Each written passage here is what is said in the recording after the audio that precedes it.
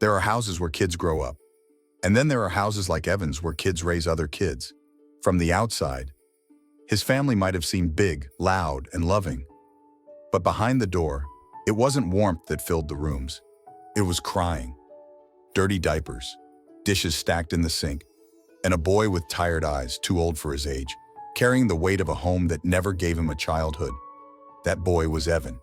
And by the time he turned 18, he was done pretending this was love. Evan was born when his mother was only 19. She was barely an adult, and his father wasn't much older. They had no money, no direction, and no idea how to raise a child.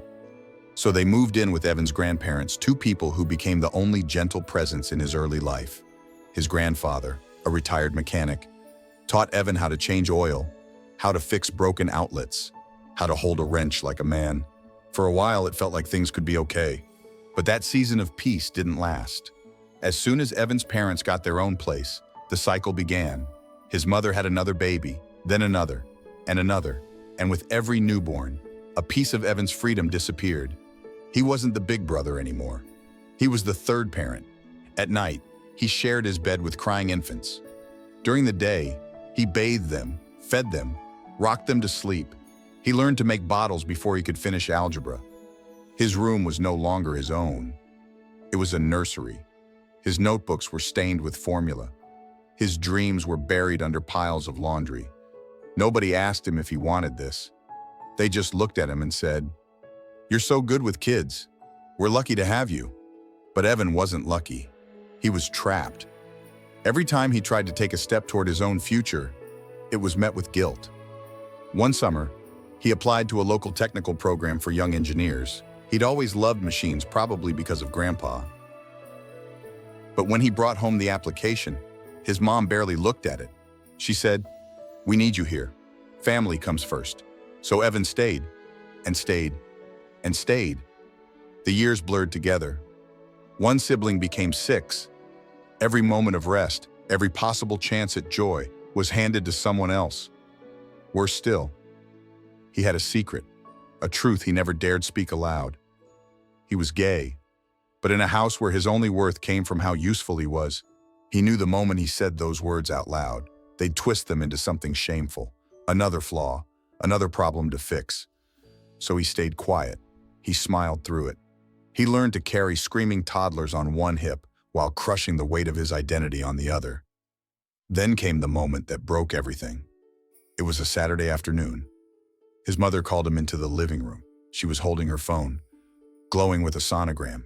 She was pregnant again, and she wasn't smiling because she was nervous or overwhelmed. She looked at him like she'd just won the lottery.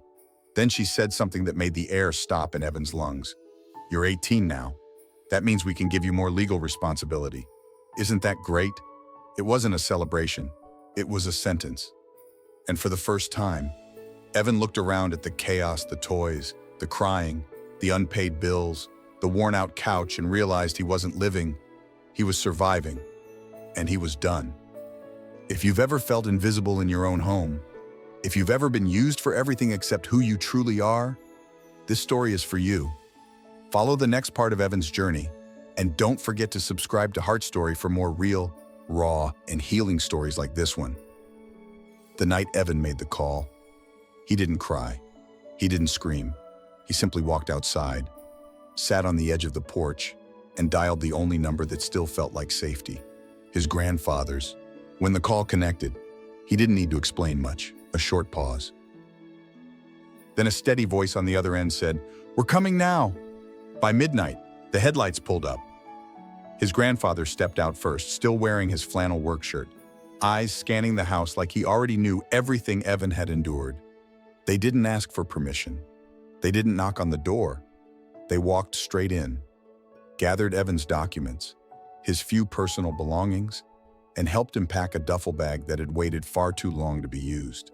His mother didn't even come downstairs. Only when the car pulled out of the driveway did the phone start buzzing. First, it was messages, then missed calls, then voice notes. They weren't asking if he was safe. They weren't wondering where he'd gone. They were angry. Angry because the free babysitter had disappeared. Angry because their routine had been interrupted. Angry because someone finally said, "No, you're being dramatic." Come home, you're still part of this family. Don't make us take legal action. The last one came hours later, in the form of a text from his mother. You're gay, aren't you? That's why you're trying to disconnect. That's why you don't care about family. Evan stared at the screen. The words didn't sting like he thought they would. They didn't cut deep. They lifted, because for the first time, someone had said the truth out loud. And now, it didn't have to be hidden anymore. He didn't reply. He simply turned to the back seat where his bag sat open, pulled out his notebook, and wrote 2 words, I'm gay. Not as a confession, not as something shameful, but as something true, a declaration, a beginning. The next morning, at his grandparents' home, Evan sat at the kitchen table with his hands wrapped around a mug of lukewarm coffee. His grandfather sat across from him, silent but listening. His grandmother brought him breakfast, the first meal in months he didn't have to make for others. And then Evan told them about everything, about being gay, about hiding it for years, about the fear, the loneliness, the exhaustion of pretending. They didn't flinch. They didn't interrupt. His grandmother touched his shoulder and simply said, We're glad you're home. Later that week, Evan shared the truth with Paul, his cousin and closest friend. Paul had always been the kind of person who noticed things. And this time, when Evan finally said the words, Paul didn't act surprised. He just nodded and said, About time you get to be you. It was the first time Evan used the word me without feeling guilty. But while Evan found peace in that small kitchen and quiet backyard, the storm from his parents hadn't passed. They began spreading rumors telling relatives that Evan had been brainwashed, that the grandparents had kidnapped him, that he was being turned against his own blood. They painted him as ungrateful, dramatic, unstable. They sent message after message, some pleading, others venomous, yet none of that mattered anymore, because Evan had finally said it, out loud, to the people who mattered, and no one could take it back. Not now, not ever. For the first time in his life, Evan was starting to understand what it meant to belong not to a family that used him, but to himself. Evan's grandparents didn't hesitate. The morning after he moved in, they contacted Child Protective Services. They had spent the past few months documenting everything, every note, every concern. Each small observation that had once seemed like overreaction now fit together like pieces of a pattern they wished they had never seen. They compiled it all: dates when Evan had to miss school, times he showed up late to family dinners because he was changing diapers or heating bottles, the injuries he explained away as accidents that came from sheer exhaustion. CPS responded swiftly. The file was thick, the claims credible, and most damning of all, there was evidence. Because Evan hadn't just escaped a broken household, he had escaped a system of parentification masked as responsibility. The investigation began quietly. Caseworkers scheduled interviews with each of Evan's siblings, separating them for questioning. What they found was chilling but predictable. Each child, in their own words, unknowingly confirmed the same truth. Evan had been the one who got them ready for school. Evan had been the one who changed diapers, helped with homework, cooked dinner, managed tantrums, read bedtime stories. Evan had been the adult, and the adults, they were absent. No child accused the parents of direct violence, but the emotional neglect, the burden placed on Evan from as early as 8 years old, became undeniable. In parallel, Paul decided it was time to speak up. He started with a family group chat, one that had mostly gone silent in recent years, filled with the occasional birthday message or photo. Paul wrote a single paragraph, direct, clear, unapologetic. Evan was never just the oldest brother. He was a replacement parent from the time he could walk. He gave up school events, friends, and dreams to raise kids that weren't his. And now, for the first time, he's free. Also, he's gay. And instead of support, all he's received from his parents is guilt and silence. The chat exploded. Some relatives were shocked, others defensive. A few refused to believe it. But the loudest voice was Karen, the aunt who used to brag about Evan's maturity at every family gathering. She typed a message longer than anyone expected, defending Evan's parents, saying that every family sacrifices, that Evan should be proud of his role. But Paul wasn't having it. He replied with screenshots, photos of Evan sleeping on the floor next to a crib. A video of Evan tutoring two kids at once while holding a baby in one arm. A spreadsheet Evan had once made to organize feeding schedules, something Paul had found printed and crumpled under old mail. The silence that followed was deafening. Meanwhile, the CPS investigation moved forward. Evan was never dragged into confrontations. His grandparents protected him fiercely, offering information only when absolutely necessary. But the weight of it all still hung in the air. Evan found himself awake most nights, lying still in a real bed, no baby beside him, no crying in the next room, and wondering how long it would take for that silence to feel normal. He wasn't used to peace. He wasn't used to belonging to a world where his time and energy weren't someone else's entitlement. And yet, something shifted. Evan started journaling not just about what had happened, but about what might come next. He imagined returning to school. He reread the brochure from the technical program he'd once hidden at the back of a drawer. He wrote about being gay not as a secret or a confession, but as a truth he was finally building a life around. There was no parade, no rainbow flags waving in the backyard, just honesty, just breath, just space to finally be. CPS didn't rush their process. They returned again and again, verifying facts, talking to teachers, reviewing attendance records and health reports. The evidence painted a picture of a boy raised to serve, never to be seen. But now, Evan wasn't invisible anymore. He had spoken, and this time, the world was listening. The findings from the investigation were clear. CPS issued a formal report that spelled out what Evan had always known, but never thought anyone would believe.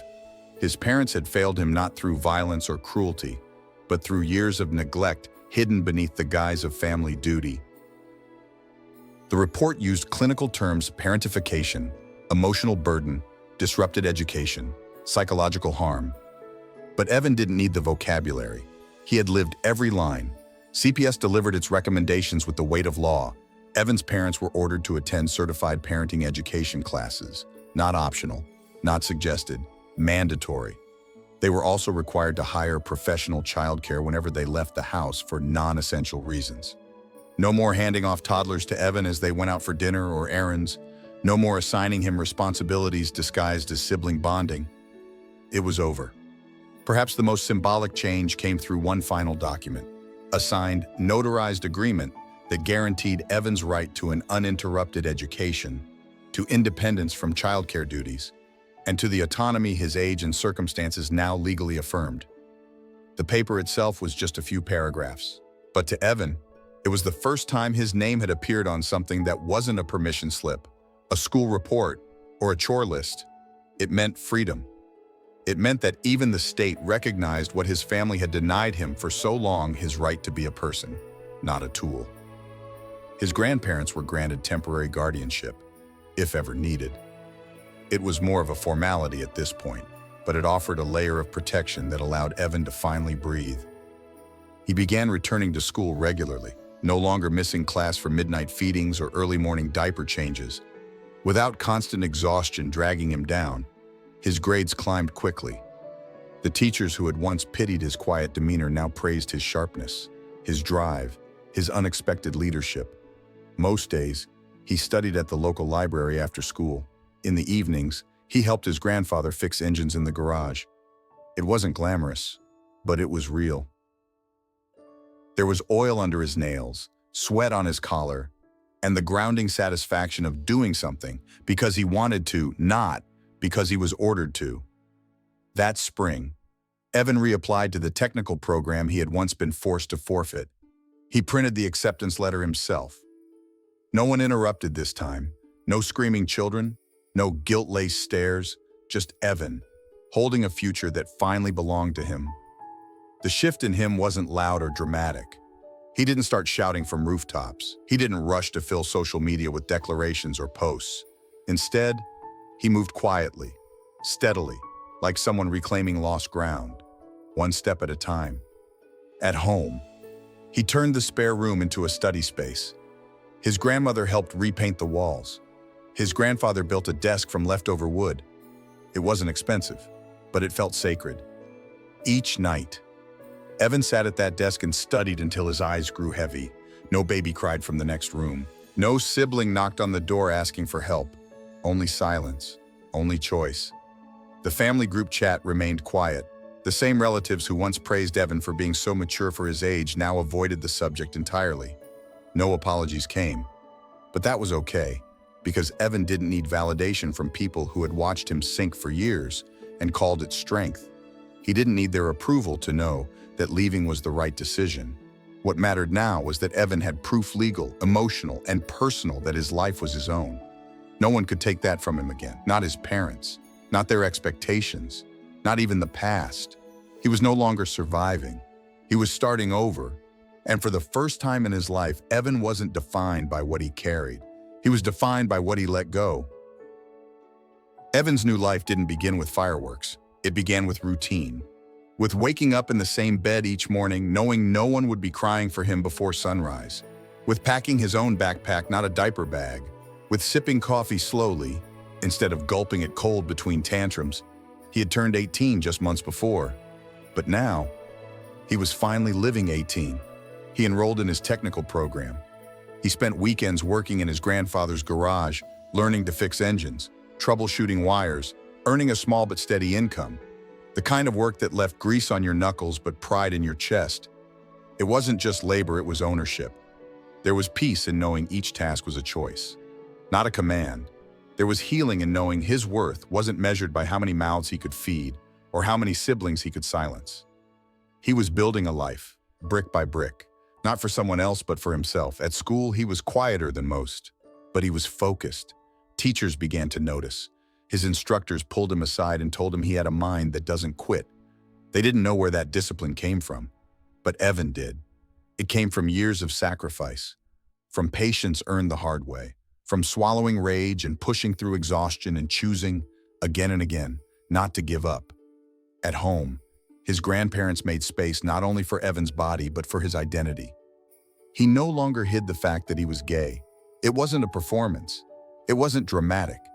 It was a truth that sat quietly in the open, like a picture frame finally turned upright. Evan began journaling regularly. Not the kind of journaling where you bleed out secrets. The kind where you map your own timeline, where each page becomes a reminder that you survived, where the blank spaces feel like possibility. One afternoon, while reviewing circuits for class, Evan's phone buzzed with a message from Screamer. That was the nickname everyone called his youngest brother, the loudest of the six. And once Evan's shadow, the message was short. "Hey, why didn't Mom ever help you with homework like you helped us?" Evan stared at the screen. He didn't feel anger. He didn't feel pity. He felt a thread pulled tight inside him.